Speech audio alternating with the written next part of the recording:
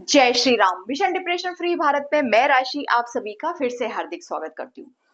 सबसे मुश्किल काम छोड़ना क्यों है, ये साइकोलॉजी का एक सबसे पावरफुल लेसन है। आज मैं आपसे एक ऐसा ऐसा विषय ऐसा ऐसा टॉपिक शेयर करने वाली हूँ जो शायद आपकी पूरी जिंदगी को देखने का नजरिया बदल दे। जिंदगी में सबसे मुश्किल काम क्या है? कमाना, सफल होना, रिश्ते बनाना या फिर अपने सपनों तक पहुंचना? नहीं, जिंदगी का सबसे मुश्किल काम है छोड़ देना। इंसान पकड़ना बहुत जल्दी सीख जाता है। वो लोगों को बहुत जल्दी पकड़ लेता है, उनसे अटैच हो जाता है। वो यादों को पकड़ लेता है, वो बातों को पकड़ लेता है, उम्मीदों को पकड़ लेता है, और सबसे गहरी बात, वो खुद अपने दर्द को भी पकड़ लेता है। लेकिन छोड़ना, ये तो हमें कोई सिखाता ही नहीं है। और यहीं से हमारी मानसिक पीड़ाएं शुरू हो जाती हैं। जरा अपने जीवन को देखिए, कितनी ऐसी बातें होंगी जो महीने महीनों पहले खत्म हो चुकी हैं, लेकिन आज भी आपके दिमाग में तो चल रही है। किसी का कहा हुआ एक वाक्य, किसी का दिया हुआ धोखा, किसी का छोड़कर चले जाना, कोई अधूरा सपना, कोई खोया हुआ रिश्ता। अब घटना तो खत्म हो गई, लेकिन उसका बोझ आज भी आपके अंदर जिंदा है। यही कारण है कि बहुत से लोग वर्तमान में नहीं जीते। उनका शरीर तो वर्तमान में होता है, लेकिन उनका मन बीते हुए कल में कैद रहता है। और जो इंसान अतीत की जेल में बंद हो जाए, वो अपना भविष्य नहीं बना पाता। इसीलिए जो चीज तुम्हारे नियंत्रण में नहीं है, उससे अपनी शांति को मत जोड़ो। सोचिए, जिस व्यक्ति ने आपको छोड़ दिया, क्या वो आपके कंट्रोल में था? नहीं। जो समय बीत गया, क्या वो वापस आएगा? नहीं। लोग आपके बारे में क्या सोचते हैं, क्या ये आपके हाथ में है? नहीं। फिर भी हम पूरी जिंदगी उन्हीं चीजों को पकड़कर बैठे रहते हैं जो कभी हमारी थी ही नहीं। यही हमारी सबसे बड़ी मानसिक गलती है। हम सोचते हैं, काश उसने ऐसा नहीं किया होता, काश मैंने ऐसा नहीं किया होता, काश मैं वहां चला चला जाता, काश मैं वहां नहीं जाता, काश मैं उस दिन ऐसा बोल देता, काश मैं ऐसा नहीं बोलता, काश मैं उसे बता देता, काश मैं उसे नहीं बताता। लेकिन डियर, जीवन काश से नहीं चलता, जीवन स्वीकार से चलता है। Acceptance is freedom. स्वीकार करना हार मानना नहीं है। स्वीकार करने का मतलब ये समझना है कि मैं अपने अतीत को नहीं बदल सकता, लेकिन मैं अपने आज के विचार बदल सकता हूँ। एक बात हमेशा याद रखना, दर्द हमें उतना नहीं तोड़ता जितना दर्द को पकड़कर बैठना हमें तोड़ता है। घाव घाव तब भरते हैं जब हम उन्हें बार बार कुरेदना बंद कर देते हैं। लेकिन हमारा दिमाग क्या करता है? हमारा दिमाग हर रात वही यादें, हर बार बार वही चीजें रिपीट करता है, वही चेहरे, वही पछतावा, बार बार वही रिप्ले करता रहता है। और धीरे धीरे ये जो आदत है, ये ओवर थिंकिंग बन जाती है।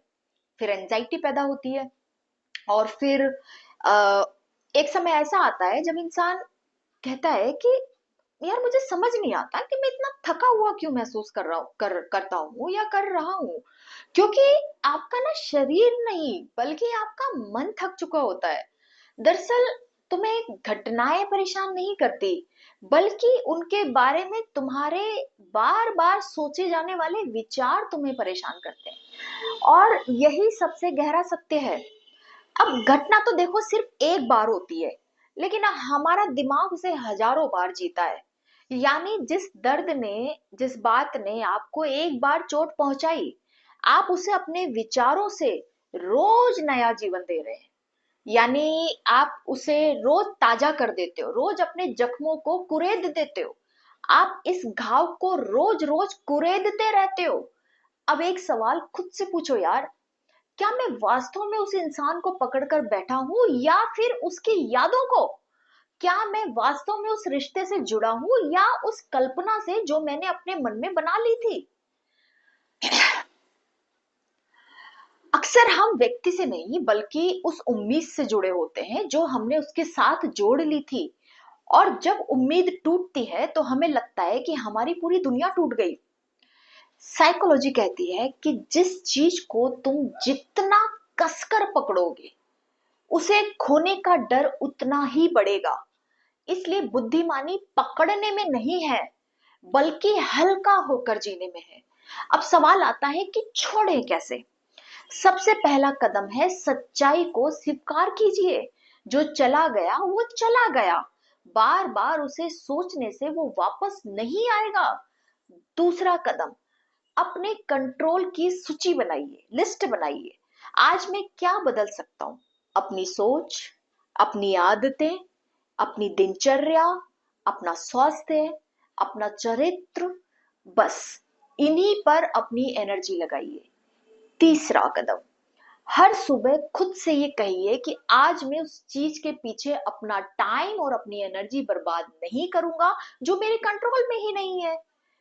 धीरे धीरे आपका दिमाग नए रास्ते बनाना शुरू करेगा। न्यूरोसाइंस इसे न्यूरोप्लास्टिसिटी कहती है। यानी जिस विचार को आप बार बार दोहराते हैं, यानी रिपीट करते हैं, वैसा ही आपका ब्रेन बनता जाता है, उसमें पैटर्न बनने लगते हैं। यदि आप हर दिन अतीत को दोहराएंगे तो आपका दिमाग अतीत में जीना सीख जाएगा। लेकिन यदि आप हर दिन प्रेजेंट मोमेंट को चुनेंगे तो आपका दिमाग वर्तमान में शांति ढूंढना सीख जाएगा।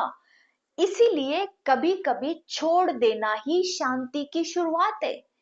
इसीलिए छोड़ना सीखिए, अपने लिए, अपनी शांति के लिए, अपने भविष्य के लिए, अपने परिवार के लिए। याद रखिए, कुछ लोग आपकी जिंदगी में हमेशा रहने के लिए नहीं आते। कुछ लोग सिर्फ आपको एक सबक सिखाने आते हैं, एक लेसन देने आते हैं।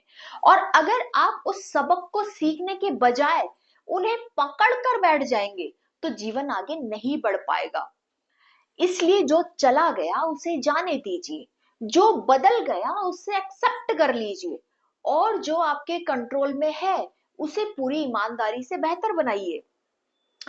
यही मानसिक स्वतंत्रता है, और यही वो रास्ता है जो आपको ओवर थिंकिंग, एंजाइटी और भावनात्मक पीड़ा से धीरे धीरे बाहर निकाल सकता है।